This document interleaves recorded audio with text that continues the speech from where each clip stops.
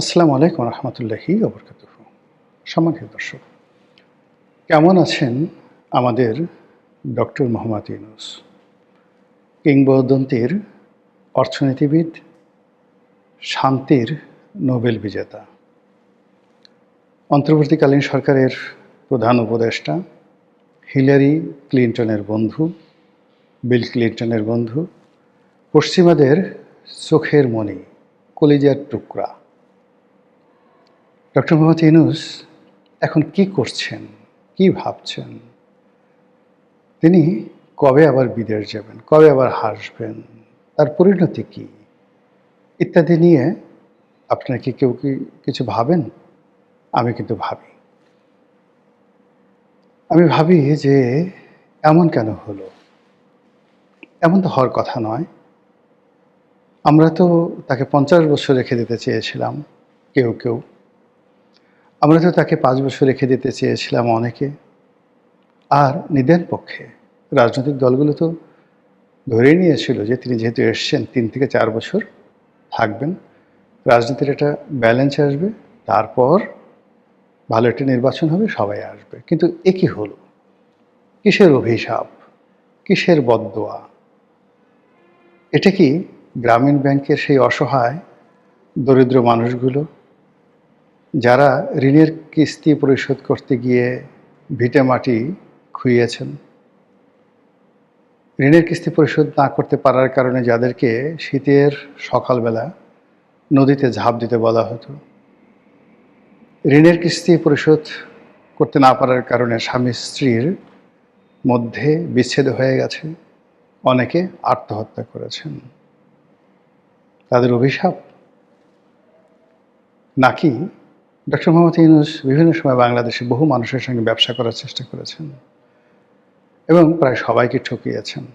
কর্মচারীকে, কর্মকর্তাদেরকে, পার্টনারদেরকে, যারাই তাকে বিশ্বাস করেছেন সবাই তার দ্বারা মারাত্মকভাবে ঠকেছেন, হাতে গোনা কয়েকজন ছাড়া। তাদের অভিশাপ? নাকি প্রকৃতির বিচার? প্রকৃতি যে কাজটি করে সেটি হলো, আপনি যে দেশে জন্মগ্রহণ করবেন সে দেশের মাটি এবং মানুষের সঙ্গে আপনার একটা মমত্ববোধ থাকবে। সে দেশের জন্য আপনি জীবন দেবেন, সে দেশের সীমান্ত রক্ষার জন্য আপনি জীবন দিলে আপনি শহীদ হবেন। এটি প্রকৃতির বিধান। বাংলায় যারা জন্ম নিয়েছেন, বাংলার আম, জাম, কলা, কাঁঠাল, ইলিশ, তাল থেকে শুরু করে যা কিছু আছে সব আপনার অস্থি মজ্জার সঙ্গে এমনভাবে মিশে আছে, পৃথিবীর সবচেয়ে সেরা খাবারগুলো আপনার ভালো লাগবে না। যে মানুষগুলো এই তার মাতৃভূমির টান বাদ দিয়ে, তার মাতৃভূমির সঙ্গে সম্পর্ক বাদ দিয়ে অন্য ভূমে, পরভূমে তারা স্বর্গ খোঁজে। দেশের চাইতে বিদেশিদেরকে তাদের ভালো লাগে, বাংলার চাইতে ইংরেজি ভালো লাগে, দেশের মানুষকে চাকর মনে হয়, বিদেশিদেরকে প্রভু মনে হয়। এই সকল যারা মন মানসিকতা সম্পন্ন, তারা যত জ্ঞানী হন, গুণী হন, আল্লাহর গজব তাদেরকে তাড়া করে, যেভাবে মাইকেল মধুসূদন দত্তকে তাড়া করেছিল। এত বড় একজন কবি, এত বড় একজন মহান ব্যক্তি কেবলমাত্র বাংলাকে তাচ্ছিল্য করার জন্য তার জীবন তছনছ হয়ে গেছিল এবং তিনি যখন বুঝলেন তার ভুল, তখন আর তার সেখান থেকে ফিরে আসার কোনো উপায় ছিল না। তো ডক্টর মোহাম্মদ ইউনূসের এই যে ১৭ মাসের পরাজয়, কিংবা একসময় যে শেখ হাসিনার সঙ্গে তার এত ভালো সম্পর্ক ছিল, শেখ হাসিনা তার পুরো জমানাতে ৯৬ থেকে ২০০১ পর্যন্ত পুরো জমানাতে ডক্টর মোহাম্মদ ইউনূসকে সারা দুনিয়াতে তিনি প্রমোট করেছেন, স্যার ডাকছেন। এমন কি হলো? শেখ হাসিনা কেন রাগ হবেন?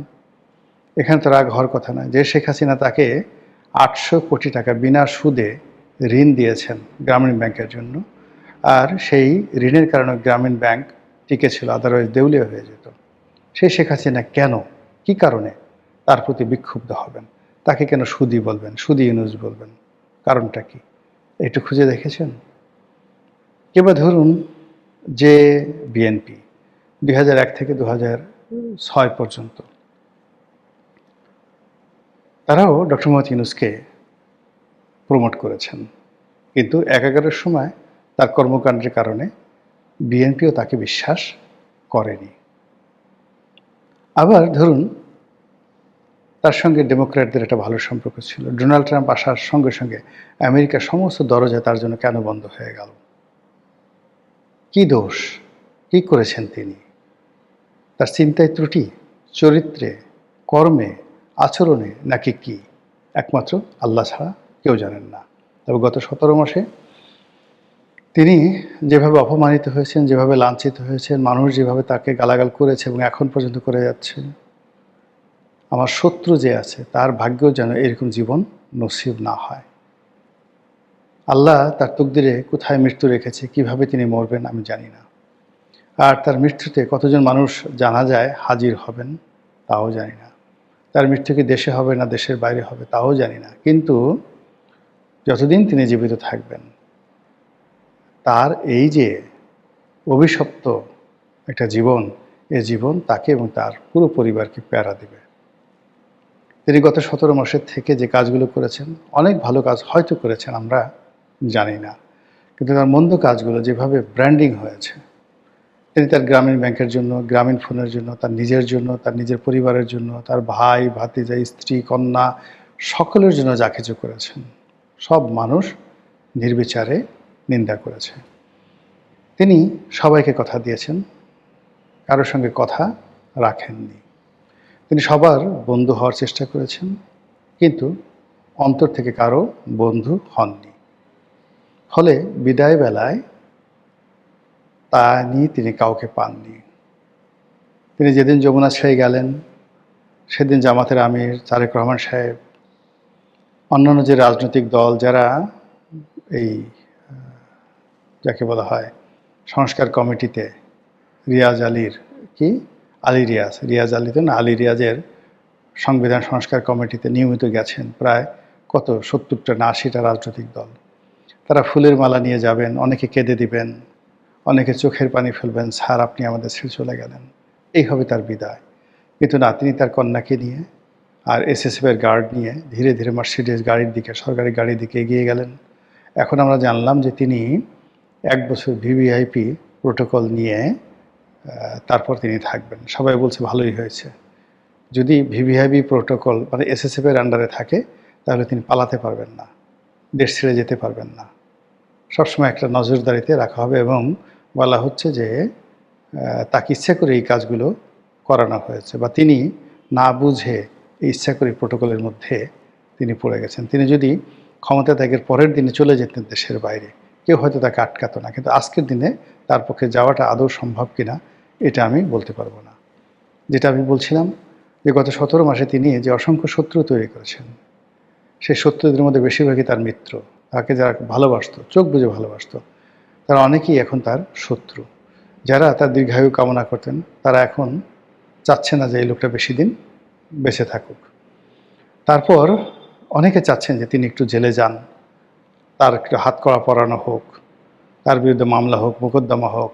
আওয়ামী লীগের লোকজন যেভাবে সেই কোর্ট কাছারিতে গিয়ে ডিম থেরাপির শিকার হয়েছেন, তার সঙ্গে অন্ততপক্ষে এভাবে একটু ডিম থেরাপি হোক।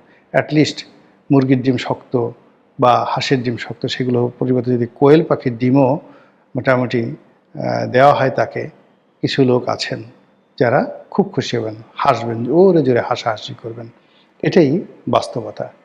এখন সেই লোকটি কেমন আছেন আমরা জানি না, তবে নিশ্চিত যে দিল্লি তাকে ছাড়বে না, কোনো অবস্থাতে দিল্লি তাকে ছাড়বে না। আওয়ামী লীগের